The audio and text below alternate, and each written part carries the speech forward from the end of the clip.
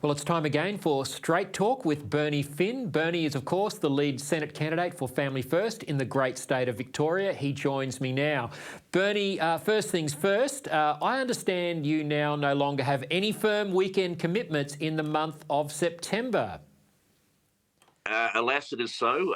We have the mighty Tigers of, well, perhaps not so mighty this year, and we won't be participating in the September action this year. So I'm at a bit of a loose end, as a matter of fact, through September. Apart from, of course, the Family First conference, which I'll be attending in Sydney, I believe. Excellent. Yes. Well, I'm really glad you're freed up for that with no distractions, Bernie, and for other campaign activities. Bernie, you and I are often asked, why don't all the minor parties like Family First, One Nation, United Australia Party, Libertarian Party, why aren't we all just getting together on the centre-right of politics? Aren't we just fragmenting the vote? We were discussing this at the weekend when we were together and thought it would be worth bringing up on this program. You had some insights which I thought were really pertinent, particularly with regard to One Nation. Yeah, well, it's a great concept that we all get together because, we agree on so much. But unfortunately with One Nation, they have a leader who disagrees with us on a very, very basic issue or on a series of issues. And they are the life issues. Now, I am in a Family First because I was kicked out of the Liberal Party for being pro-life. For us to then embrace somebody who is pro-abortion and pro-euthanasia, as Pauline Hanson is, would defeat the purpose of me being here. And I don't believe that it worked. I don't believe it could work.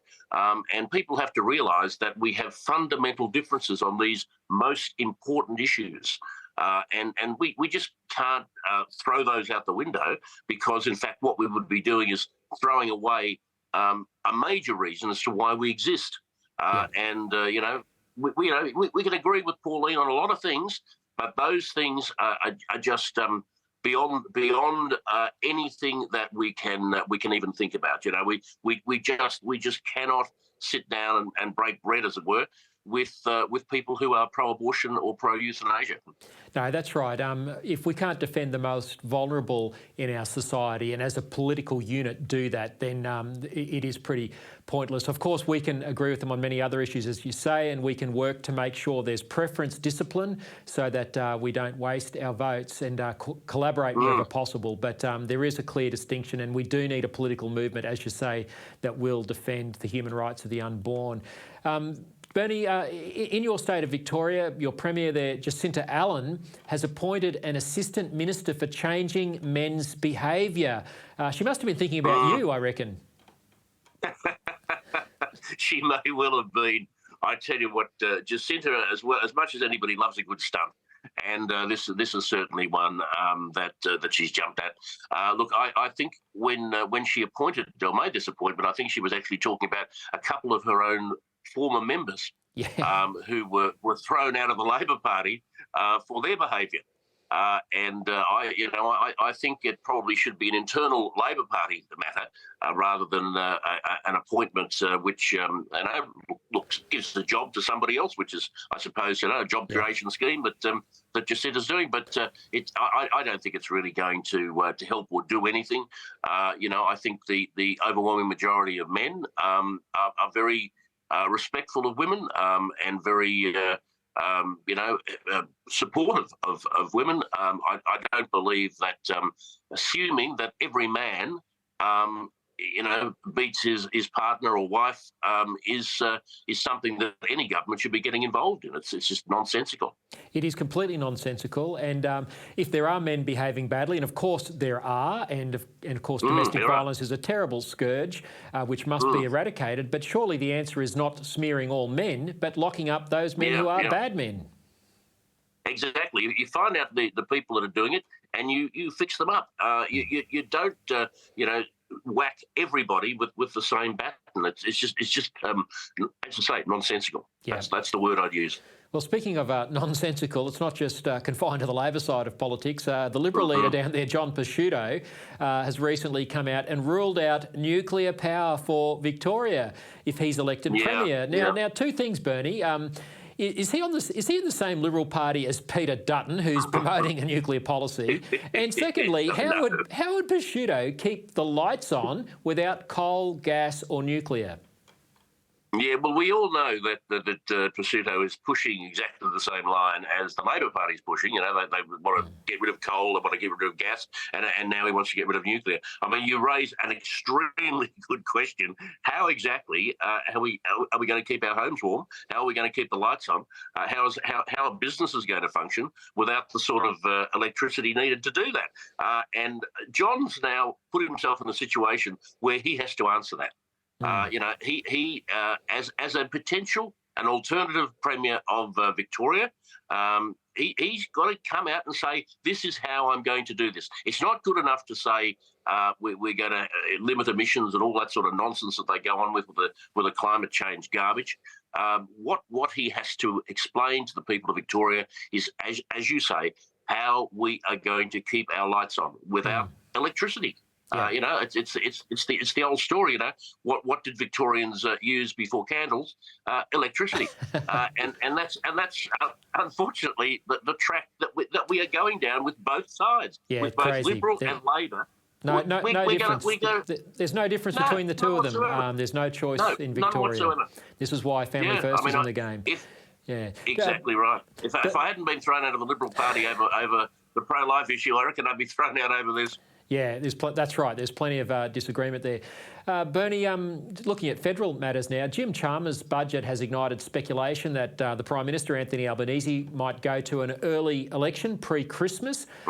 He's got no choice, though, has he, Bernie? The longer he governs, the worse things get. Inflation's gone up again this week. It looks like interest rates are going to remain the same or at least go up again. It's just all bad news. He has to go before things get worse. Well, the Prime Minister has said that there won't be an election until next year, so I think we should start getting ready now. We can, because, you know, he's not got a great track record of keeping his word on anything. But you're absolutely right, Lyle. His track record as Prime Minister, the government's track record is appalling, and we're already starting to see the impact of the budget. Inflation is up. Inflation continues up. We're going to see interest rates go up again, and you know, if an election is held, as the Prime Minister suggests, in May next year, we could have 3, 4, 5 maybe interest rate rises between now and then.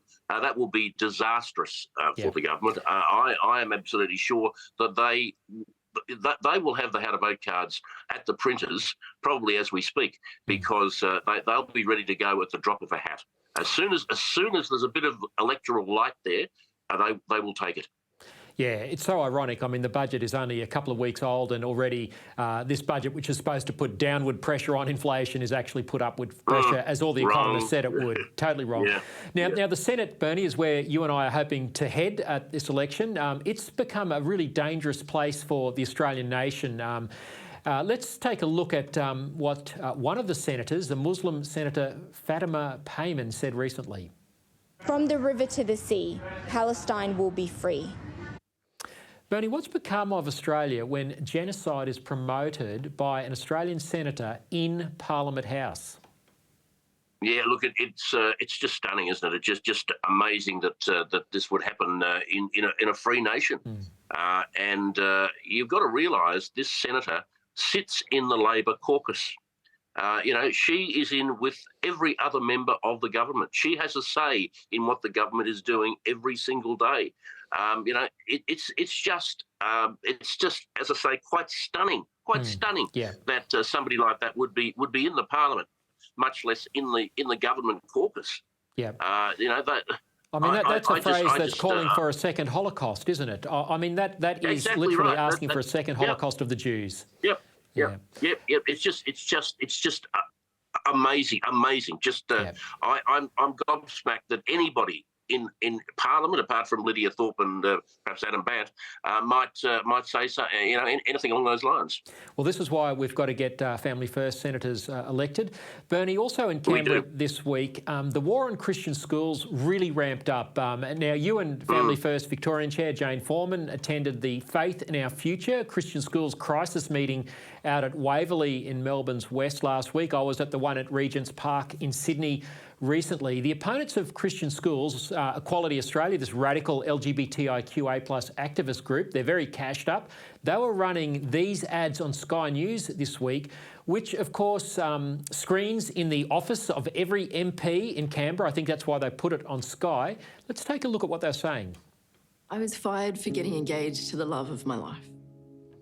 They threatened to out me. I was suspended because I came out in class. I would lose my job. Scared I'll get fined. These are real stories. Australian law makes it legal for religious schools to discriminate against staff and students because they're gay, trans, pregnant, divorced, or unmarried. It's time to ensure That our laws protect all of us. Equally. Authorised by Equality Australia, Sydney. Now, that's a powerful piece of television, but it's quite a pernicious misrepresentation and even defamation of Christian schools. I mean, this sort of stuff doesn't happen in Christian schools. They've made that very clear to politicians. And if these things have happened, they've made it clear that that's not what Christian schools stand for. But they do want the right, as you and I have seen through these crisis meetings that they're holding, to employ staff who share their ethos and to teach their values on sexuality and gender. Well, you know, the people that are behind this campaign, they're not beyond gilding the lily. And we have seen that over an extended period of time. And they're at it again. And they're appealing to raw emotion. There's no logic there. There's no common sense. I mean, Christian schools, Islamic schools, Jewish schools, whichever school of faith we're talking about, they have a right to teach whatever they feel necessary. I mean, that's why they exist. Why would we have them otherwise? I mean, there are a wide number of schools that parents can send their kids to. We send our kids to a Christian school or a Jewish school or a Muslim school because we want a Christian or a Jewish or a Muslim upbringing, teaching the faith. That's what it's all about. These people want to destroy that. And that's something that's intolerable. You know, I put it, you know, I remember many years ago, a woman called Joan Kerner ran a campaign from the Dogs, which was the defence of government schools. And what all that was about, this is going back to the 60s and the 70s, what that was about was closing down every Catholic school. Yeah. This is no different. No, that's this is no different because if they get their way, these Christian schools, these Muslim schools, these Jewish schools, they won't be able to operate as they currently are. No, that's right. There's no tolerance to the idea that... be another school. That's right. There's no tolerance to the idea that there are religious people in Australia, Christians, Muslims, as you say, Jewish people who want to teach the truth about marriage and gender. And of course, these emotional campaigns are designed to undermine it. And of course, we saw Mark Dreyfus doubling down. He and Michaelia Cash, who spoke at the meetings that you and I have been to, had a big argument in Parliament. So there's a lot more to play out on this, and we'll certainly keep people up to date. Bernie, just before we go, and I've got to say, Lyle, 1,200 of that meeting in Waverley last week. Huge. Yeah. It was just packed to the rafters, 2 levels. It was just spectacular. Yeah, and same at Regent's Park in Sydney, 700 there. And I know they've taken these crisis meetings all over the country. There's one in Adelaide coming up very soon. Go to mychristianschool.com, I think it is, or Google My Christian School. Really important we stay engaged with this issue. Bernie, finally, you've been following very closely the Trump trial in New York. This has massive ramifications for the US election. How do you think it's going to go? Well, look, if you look at it logically, he will get off because they have actually presented no evidence at all that he's done anything wrong. That's the bottom line. They've gone for 5 weeks or whatever it's been. They have not actually produced one single bit of evidence that he's done anything wrong. They haven't even defined the crime that he's supposed to have committed. But unfortunately, we're talking about New York. And, New Yorkers are a different breed. And what we might have here is people who not worried particularly about the law. They just hate Trump. And I fear to think what's going to happen if they lock him up. Because I suspect that all hell is going to break loose in the US. If they lock that man up, it is going to be very, very unpleasant for a lot of people. I don't see how the United States would avoid another civil war of sorts if that were to happen. Yeah, we certainly don't want that to happen. It's almost as if Yeah, it's almost as if the Democrats are actually pushing that to happen so that they can call off the election. Look, the derangement around Trump, whether you like Trump or loathe him, I happen to think his policies are the right policy settings, and I think that's being proven by lots of other conservative leaders across the Western world adopting his policies. But this weaponisation of the judicial system against him, it's really unlike anything we've seen in a modern democracy. And well, it's criminal. It's criminal in itself. Yeah. Yeah. No, it is, Bernie. Look, well, we'll certainly be watching that with great interest. What happens in America in November will affect all of us. Bernie, really appreciate your straight talk again here on ADH TV. Thanks so much for your time. Good on you, Noel. We'll catch up with you soon.